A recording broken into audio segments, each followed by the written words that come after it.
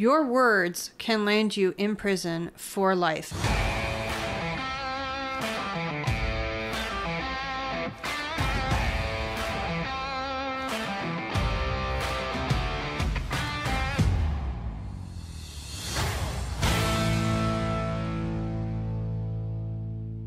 Welcome back to Northern Perspective, everyone. I'm Cypher. And I'm Fox. Many of you have been asking us for a deep dive of Trudeau's online harms legislation, also known as Bill-C-63. Tonight we will be breaking down the bill and why you need to be getting a letter ready for your MP, no matter what their party is. Ladies and gentlemen, this is Bill C-63. An act to enact the Online Harms Act to amend the Criminal Code, the Canadian Human Rights Act, and an act respecting the mandatory reporting of Internet Child P by persons who provide an Internet service, and to make consequential and related amendments to other acts. The reason why I didn't say the whole word is because YouTube will get really angry at us for that. So this is where the bill stands. It has completed first reading as of February 26th, and at some point it will be going into second reading. Now, let's get into the bill. So what this bill is intended to do, what the Liberals will have you think is this is only to protect children. That's the only talking points they've been using. Now, there is a lot in the bill that does pertain to children. That's true. The problem is with all of the other things that is contained within the bill that the Liberals are not talking about. So we're just going to give you the facts, why we're concerned, and we will then make our recommendations as to what you should do next. So, as with all bills, we're going to go and scroll down to the summary. Now, as usual, you will be able to take a look at this bill yourself. The link will be in the description, and you'll be able to follow along if you want, even as you're watching this. So, but we always start with the summary because it does provide a detailed overview of what is actually in this bill. And this is a huge bill. Like, it's very, very long. So, it states, Part 1 of this enactment enables the Online Harms Act, whose purpose is to, among other things, promote the online safety of persons in Canada, reduce harms caused to persons in Canada as a result of harmful content online, and ensure that the operators of social media services in respect of which the Act applies are transparent and accountable with respect to their duties under the Act, if only the government actually acted in accordance to that. The Act, among other things, A, establishes the Digital Safety Commission of Canada, whose mandate is to administer and enforce that Act, ensure that operators of social media services in respect of which that Act applies are transparent and accountable with respect to their duties under that Act, and contribute to the development of standards with respect to online safety. So what does that mean? Well, really, in summary, what it means is the bill wants to create a new agency, and it's pretty ambiguous as to what they're doing. But it has to do with this online regulatory bill. Now, if you recall, in Bill C-11 and Bill C-18, a lot of the criticism from the Conservatives came in the form of, well, you're trying to regulate social media. And they're saying, we're not trying to do that. We're absolutely not trying to do that. It has nothing to do with it. Ladies and gentlemen, this bill has everything to do with regulating the internet. Now they're trying to create a regulatory body for social media. So look at the sequence here. Bill C-11. The main point of that was to control what Canadians see, right? What Canadians see. Bill C-18, the main point of that was to control who gets paid for that. So in the what, it's going to be the mainstream media content that is prioritized over all other content. And in C-18, the mainstream media then gets paid for forcing that content down your throat. And Bill C-63, well, we'll get into it. Section B creates the position of Digital Safety Ombudsman of Canada, whose mandate is to provide support to users of social media services in respect of which that act applies and advocate for the public interest in relation to online safety. So the interesting thing is other ombudsmen are usually referred to as independent. That's kind of their job. They're watchdogs, like, you know, the procurement ombudsman that we heard in committee the other week. He's an independent body that does this stuff. There's no mention of this position being independent. Okay, so this is your first kind of red flag here. Section C establishes the Digital Safety Office of Canada, whose mandate is to support the Digital Safety Commission of Canada and the Digital Safety Ombudsman of Canada in the fulfillment of their mandates. So already we're adding more bureaucracy to the government. We're creating an entirely new agency with an entirely new office and a bunch of new positions as a result of that. Wonder how much that's going to cost. D imposes on the operators of social media service in respect of which that act applies 1. A duty to act responsibly in respect of the services that they operate, including by implementing measures that are adequate to mitigate the risk that users will be exposed to harmful content on the services and submitting digital safety plans to the Digital Safety Commission of Canada. 2. A duty to protect children in respect of the services that they operate by integrating into the services design features that are provided by the regulations. And 3. A duty to make content that sexually victimizes a child or re-victimizes a survivor and intimate content communicated without consent inaccessible to persons in Canada in certain circumstances. And 4. A duty to keep all records that are necessary to determine whether they are complying with their duties under the Act. So, what does all that mean? So number one, they're basically saying you have to act responsibly, you have to comply with the Act, and you have to put in reasonable systems that are going to reduce the risk that people are actually going to be exposed to harmful content. You may be wondering, well, what is harmful content? They don't define it here. We will get to that. The second point that they talk about is duty to protect children. We can all agree that's a good thing. Of course it is. Okay, so we'll just continue on. 3, it talks about basically if there's any sexual content that victimizes a child or somebody else or an adult, it doesn't matter, and that was communicated without consent, then they have a duty to take it down. That's basically what that means. Yeah, that's this part of the bill would punish like intimate partners who maybe they have pictures of their spouse and then after they break up, they post them online. Or maybe they're still together and one party posts them online without the consent of the person who's in the photo. Well, to be perfectly clear, so this part of the bill, this doesn't deal on punishment. This just says they can't do it. And this is talking about what the actual social media platforms are having to do. So to Fox's point, if you have a partner that posts something up there without the other person's consent, then what that means is the operator, aka say Facebook, has a duty to take it down. So this is talking about the duty of the actual social platform.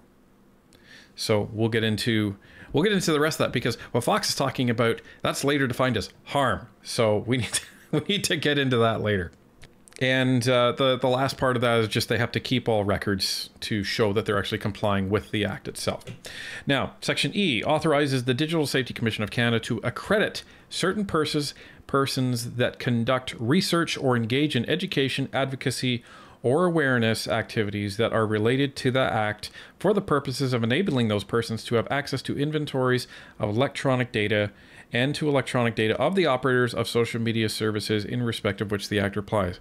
Ladies and gentlemen, here is red flag number 2.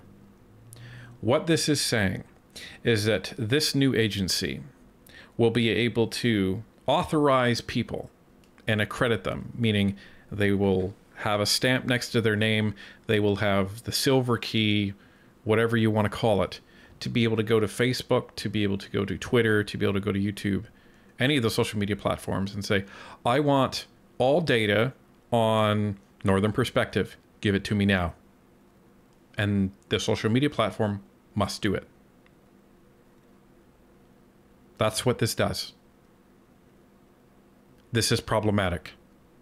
Extremely problematic in terms of privacy, in terms of access to information, and all without a warrant, might I add.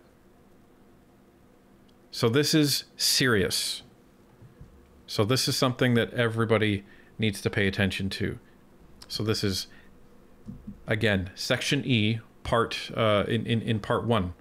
Section F provides that persons in Canada may make a complaint to the Digital Safety Commission of Canada that content on a social media service in respect of which the Act applies is content that sexually victimizes a child or re-victimizes a survivor, or intimate content communicated without consent, and authorizes the Commission to make orders requiring the operators of those services to make that content inaccessible to persons in Canada. So what this essentially does is it provides a process by which anybody in Canada can make a complaint to this agency, and then the agency can then go to the social media platform and say, you must take that content down. So, you know, this part I don't necessarily have an issue with. It really depends on what it is. Again, if it's intimate photos that your ex posted of you, well, yeah, like take them down. But if somebody's offended that you say, I support the Conservatives, should that be taken down? I don't think so. Well, and that's why it's a good thing that it actually talks about, you know, the type of content in there. So, but, you know, when you're talking about kids, this is the part that makes sense. Section G authorizes the governor in council, aka the Prime Minister, to make regulations respecting the payment of charges by operators of social media services in respect of which the Act applies for the purpose of recovering costs incurred in relation to the Act. What does that mean?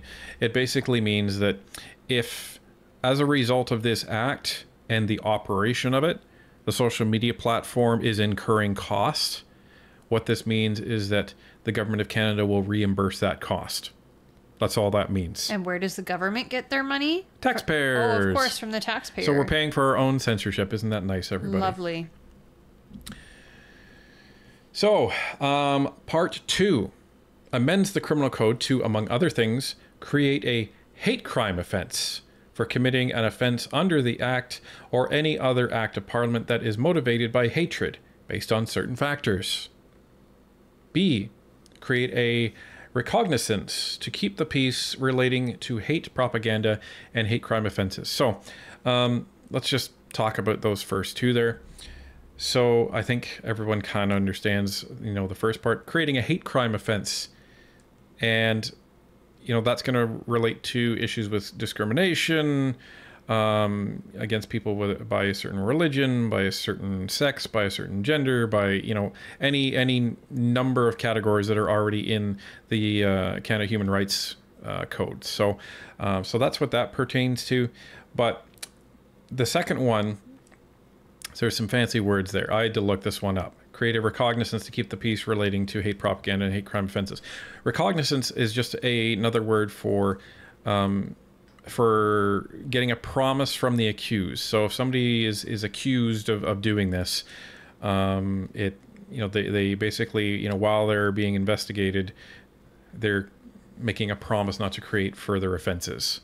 So that's before you're even charged or convicted with anything. You're essentially on bail. So let's move on. C, define hatred for the purposes of the new offense and the hate propaganda offenses, and increase the maximum sentences for the hate propaganda offenses. So one of the pieces in this bill is that if you make comments relating to genocide, the maximum penalty is life in prison. Just for saying something. Yeah, not actually doing genocide, like not actually hurting anybody, killing anybody, just saying something. And I'm not joking, folks. It's in the bill. But we're not going to go through absolutely everything because it's a really, really long bill. So, want to skip to another piece in here. because it's really, really important. To interpretation and application. This is where the definitions are. Okay? So, the first definition that we need to look at is content that foments hatred. That means content that expresses detestation or vilification of an individual or group of individuals on the basis of a prohibited ground of discrimination within the meaning of the Canadian Human Rights Act, and that, given the context in which it is communicated, is likely to foment detestation or vilification of an individual or group of individuals on the basis of such a prohibited ground. Ladies and gentlemen, what do you think would happen to the opinions of anti-gender ideology under this bill? Well, most of it would disappear, and the people who are standing their ground would end up in jail. Yep. Or paying lots of fines. What do you think would happen to anything that you say about Justin Trudeau or the Liberals? Exactly. Any meme about him or the Liberals, that could fall under this. So this is serious stuff, okay?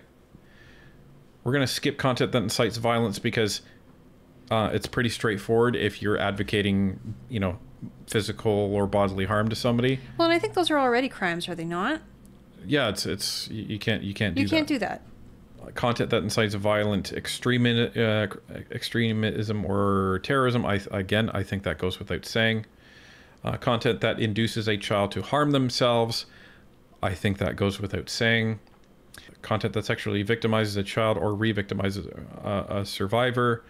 So I think that goes without saying. These aren't the ones that I'm really concerned about. Let's get down to harmful content. Harmful content means intimate content communicated without consent. Content that sexually victimizes a child or re-victimizes a survivor. Content that induces a child to harm themselves. Content used to bully a child. Content that foments hatred. So we've already discussed what fomenting hatred is. So therefore, posting, a meme against the Liberals, that would be fomenting hatred, which would then be defined as harmful content, which would be a violation of the Act. You see where this is going, everybody? Content that incites violence, extremism, or terrorism. Yes, we understand that, and content that incites violence. Okay. So we're going to skip down to part 5, which is access to inventories and electronic data. Okay? This is where the concerns about privacy really come into play. So Section 73, Part 1. The Commission may, on request and in accordance with the criteria set out in the regulations, accredit a person other than an individual for the purpose of giving that person access to the inventories of electronic data that are included in digital safety plans that have been submitted to the Commission under subsection 62(1), if the Commission determines that A, the person's primary purpose is to conduct research or engage in education, advocacy, or awareness activities, and B, the person conducts research that is or engages in education, advocacy, or awareness activities that are related to the purpose of this act. So that doesn't sound so bad, and it really isn't if that's all it is. Okay, so the social media platforms have to put together what they call a digital safety plan, and this person would be authorized to go in and ask them for it and review it and conduct research and put together advocacy materials and other types of things to promote the abolition of online harm. Sure, no problem. Subsection 2, access to inventories. The Commission may give a person that is accredited under subsection 1 access to the inventories of electronic data referred to in that section. That sounds a little closer to getting to people's data. Order, access to electronic data. That's section 74, part 1. At the request of an accredited person and in accordance with the criteria set out in the regulations, the Commission may make an order requiring the operator, aka Facebook, of a regulated service to give individuals who are referred to in the request access to any electronic data that is referred to in an inventory of electronic data that is included in a digital safety plan that has been submitted to the Commission under subsection 62 in respect of the regulated service and that is specified in the request. So now we skip down to part 7, which is administration and enforcement. Because we want to know, this new agency, what is their powers? So Section 86, Commission's powers. In ensuring an operator's compliance with this Act or investigating a complaint made under subsection 81, the Commission may, in accordance with any rules made under subsection 20, Part 1, A. Summon and enforce the appearance of persons before the Commission and compel them to give oral or written evidence on oath and to produce any documents or other things that the Commission considers necessary in the same manner and to the same extent as a superior court of record. So basically they're hauling you in front of the court of public opinion, not giving you a lawyer, not going through due process, and making you have to testify against your will. Correct. With the same power of the superior court. Sounds like the Ministry of Truth in 1984, everybody. B. Administer oaths. C. Receive and accept any evidence or other information, whether on oath or affidavit or otherwise, that the Commission sees fit, whether or not it would be admissible in a court of law. And D. Decide any procedural or evidentiary question. So, they're judge and jury. And they get to decide what evidence is accepted and what is not. Let's continue. Section 87, Rules of Evidence. The Commission is not bound by any legal or technical rules of evidence. It must deal with all matters that come before it as informally and expeditiously as the circumstances and considerations of fairness and natural justice permit. What? Well, it's not criminal justice, so you don't get an attorney to represent you. You aren't presumed innocent until proven guilty in a court of law, because it's not a court of law. Like this sounds basically like social justice, but on paper. That's what this sounds like. Hearings. Section 88. The Commission may hold a hearing in accordance with any rules made under subsection 20, Part 1, in connection with a complaint made under subsection 81.1, or B. Any other matter relating to an operator's compliance of this Act. This is getting very disturbing, folks. Now we're going to go down to inspections. Part 90, or Section 90. Told you this was a long bill. Designation of inspectors. If you thought the previous part of the bill was concerning, just wait. The Commission may designate as inspectors persons or classes of persons that the Commission considers qualified for the purposes of verifying compliance or preventing non-compliance with this Act. So these are people that the Commission can designate, and they would investigate or inspect social media platforms to make sure they are following Big Brother's law. Certificate. The Commission must provide every inspector with a certificate of designation. An inspector must, if requested to do so, produce their certificate to the person appearing to be in charge of any place that they enter. Power to enter. Power to enter, everybody. Enter what? Pay attention. Section 91, Part 1. Subject to subsection 92.1, an inspector may, for a purpose related to verifying compliance or preventing non-compliance with this Act, enter any place in which they have reasonable grounds to believe that there is any document, information, or other thing relevant to that purpose. Warrants to enter dwelling house. 92, section 1, or subsection 1. If the place referred to in subsection 91.1 is a dwelling house, an inspector is not authorized to enter it without the occupant's consent except under the authority of a warrant issued under subsection 2. So they're not a police officer. They're not law enforcement. They have no connection to the legal system. But they're allowed to enter it if they have a warrant. Where did that warrant come from? A judge? It would be a judge. But still, people, we're talking about posting stuff on the internet. Like, this is literally what we're talking about here. Now, so we're not here all night. I'm going to skip down to administrative monetary penalties regime. Section 96. Subject to the regulations, an operator commits a violation and is liable to an administrative monetary penalty if it contravenes a provision of this act or the regulations, contravenes an order of the commission, contravenes a requirement imposed by an inspector, contravenes an undertaking that it entered into with the commission or a person authorized to enter into undertakings, contravenes a requirement imposed by the commission under section 117 or subsection 119 subsection 2, obstructs or hinders the commission, an inspector, or a person authorized to issue a notice of violation in the exercise of their powers of the performance of their duties, or makes a false or misleading statement orally or in writing to the commission, an inspector, or a person authorized to issue a notice of violation in the exercise of their powers or the performance of their duties and functions. Ladies and gentlemen, what this means is if any of the social media platforms disagree or ignore anything that this new agency does, then they're in violation of the act. So what does that mean? Well, they could be subject to monetary penalties. Maximum penalty for a violation is not more than 6% of the gross global revenue of the person that is believed to have committed the violation, or $10 million, whichever is greater. Greater. Wow. Talk about a cash grab. So, you know, that's just the penalties for the social media platforms. Okay? Now, we talked about some of these penalties. Let's take a look. So, section 318, advocating genocide. Every person who advocates or promotes genocide is guilty of an indictable offense and liable to imprisonment for life. It's right there.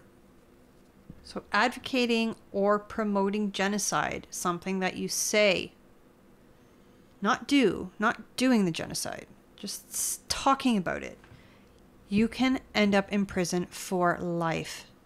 Yeah. Hate crime. Everyone who commits a hate crime under the offense of this act or any other act of parliament, if the commission of the offense is motivated by hatred based on race, national or ethnic origin, language, color, religion, sex, age, mental or physical disability, sexual orientation or gender identity or expression, is guilty of an indictable offense and liable to imprisonment for life. This is serious stuff, folks. Your words can land you in prison for life, and we are not exaggerating. It's right there in the bill, which you can find on the government website. So, this is why we're not going to go through all of the bill. Because just these points, never mind the rest of it, are a cause for concern. This is why we recommend that everybody grab your pen, grab your keyboard, grab your phone, grab your tablet, whatever you want to use to write a letter, and write your MP. And talk about, you can use this video as your reference. But the fact that we are literally talking about putting people in prison for life for saying mean things on the internet, we're not in Canada anymore, folks. And we're certainly not in Kansas. This takes us dangerously close to two other nations on this planet that, you know, operate this way. And their neighbors out in Asia. And I'll let you figure out which ones those are. So this is not us, you know, I think everybody knows us. We don't sensationalize things. Is this bill going to come to pass? Probably not before the next election. No, and it's certainly not going to come to pass in the current format. However, all of us are needed to work together to let our MPs know that this is not acceptable. As Canadians, we do not want this law in our country, and we need to tell them to stop it. The government can only go so far, and only if we let it. You know, we took it laying down during COVID, and we're not going to take it laying down this time. That's why I need you all to pick up your pens, pick up your keyboards, your phone, your tablet, and write your MP. Or, you know what, call their office and request an in-person appointment so that you can let them know, I don't like this bill. This bill goes against everything I believe in as a Canadian citizen, and I don't want this bill as part of our country. And this doesn't matter what side of the aisle you're on, folks, because let's be devil's advocate. So I'm a liberal, and I'm saying that, you know, the Conservative Party is a bunch of, you know, far right, you know, conspiracy theorists. Somebody could classify that as a hate crime. You could go to jail for life. Think about it.